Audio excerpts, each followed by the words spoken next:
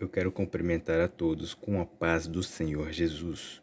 Estamos iniciando mais uma lição, a lição de número 3, que tem por título A Encarnação do Verbo.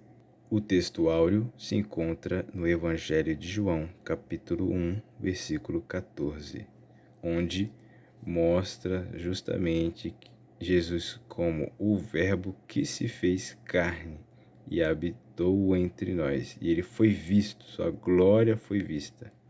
Isso é muito importante, nós voltaremos no texto de João, capítulo 1. A verdade prática vai dizer: a vinda do Filho de Deus em forma humana é um fato presenciado por muitas testemunhas. Por isso, a negação da sua historicidade não se sustenta. Nós temos 3 objetivos, que é justamente elencar as heresias que negam a corporeidade de Cristo, ou seja, negam a encarnação do Verbo.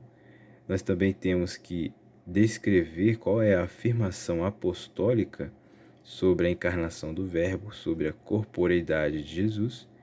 E, por fim, precisamos relacionar como que as heresias que negam a humanidade e também a divindade de Cristo se revelam hoje, indo diretamente de encontro com o subtítulo da lição, combatendo as antigas heresias, mas que se apresentam com nova aparência, ou seja, nos tempos atuais.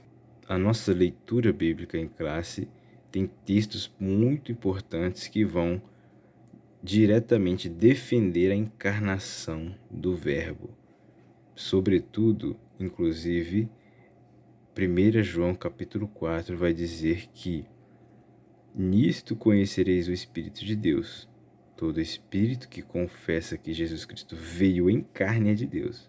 O versículo 3 vai dizer o contrário. E todo espírito que não confessa que Jesus Cristo veio em carne não é de Deus. Mas este é o espírito do anticristo, do qual já ouvistes, que há de vir, e eis que já está no mundo. Ou seja, a Bíblia, ela tem textos que mostram de forma defensiva a encarnação do Verbo. Portanto, a palavra-chave é docetismo. Nós precisamos estar aqui dentro dos limites da palavra-chave e do tema que é sobre a encarnação do Verbo, com o cuidado de não fugirmos da delimitação nem da palavra-chave e nem do título, que é sobre a encarnação do Verbo. Portanto, o que é docetismo? É um termo que vem do grego, que significa ter aparência ou parecer. O grego dokel, ok? E o docetismo defende justamente que Jesus Cristo veio em aparência, mas não veio num corpo físico verdadeiro. Ele não veio num corpo humano físico verdadeiro. Ele veio aparentemente em corpo, mas não de fato. Mas a Bíblia refuta com muita clareza e muita facilidade o docetismo. Veremos isto. O que os docetas ensinavam sobre Jesus? Em primeiro lugar, eles ensinavam muitas coisas que estão fora das Escrituras e contrárias à palavra de Deus. Mas, perceba, o nosso enfoque destaca a humanidade de Jesus, ok? Nós não vamos aqui elencar todas as heresias de cada um dos heresiarcas, não. Apenas o que diz respeito à corporeidade, à humanidade de Jesus Cristo como verdadeiro homem. O Evangelho de Lucas dá muitos detalhes sobre o começo humano de Cristo. Lucas descreve um começo muito humano. Nós vemos detalhes do seu nascimento, da sua infância. Depois você leia aqui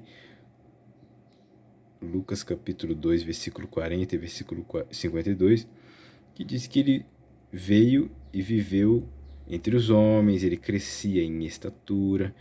Pessoas, em outros textos, viram ele, teve amigos, parentes, vizinhos que o reconheciam como filho de José. o carpinteiro. Era assim que os nazarenos o identificaram, compreende? Então ele foi visto fisicamente, de forma corpórea.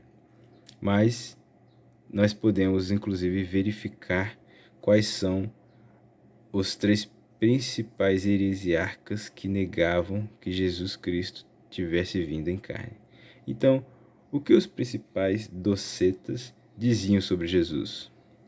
O comentarista vai apresentar três principais e importantes heresiarcas que negavam a corporeidade de Cristo. O primeiro é o Cerinto, o segundo é o Saturnino e o terceiro é Marcião, que é o mais conhecido, inclusive iniciando ali o marcionismo.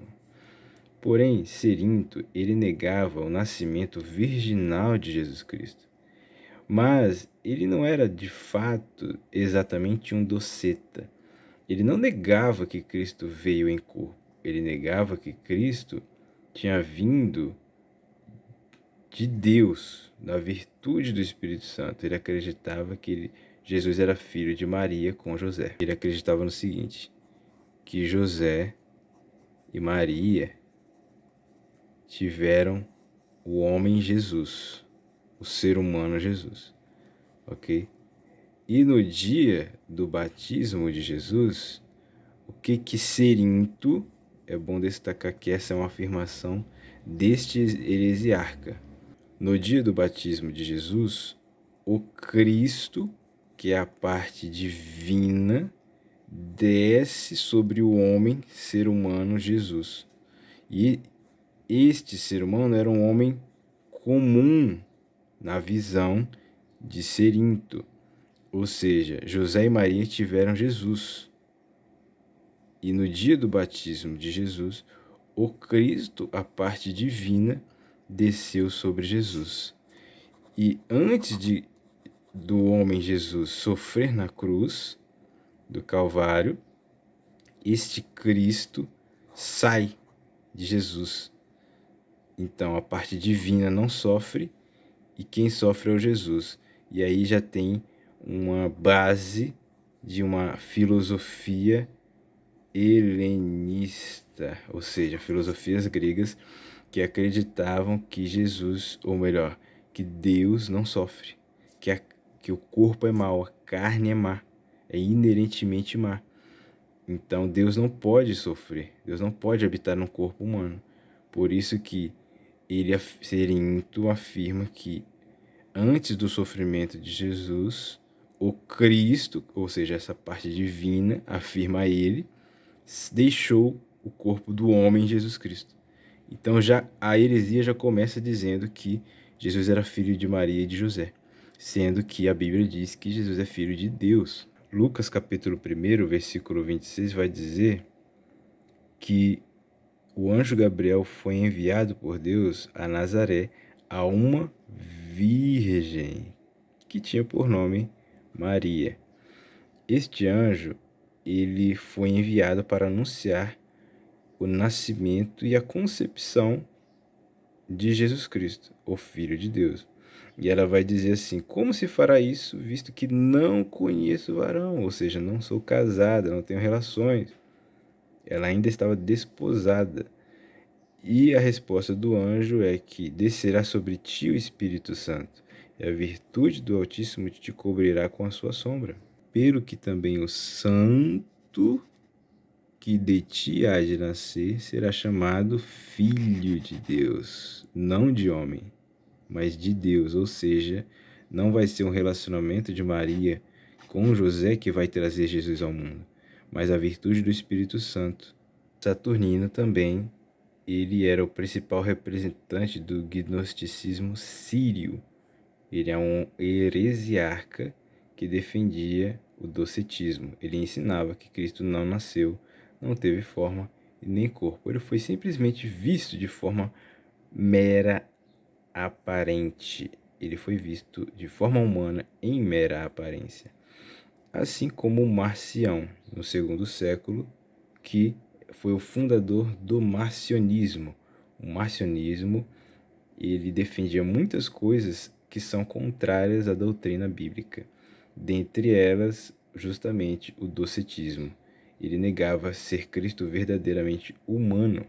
Mas quanto ao corpo de Cristo, não se sabe se, na opinião dele, era apenas uma aparência ou de substância etérea, como algo intangível.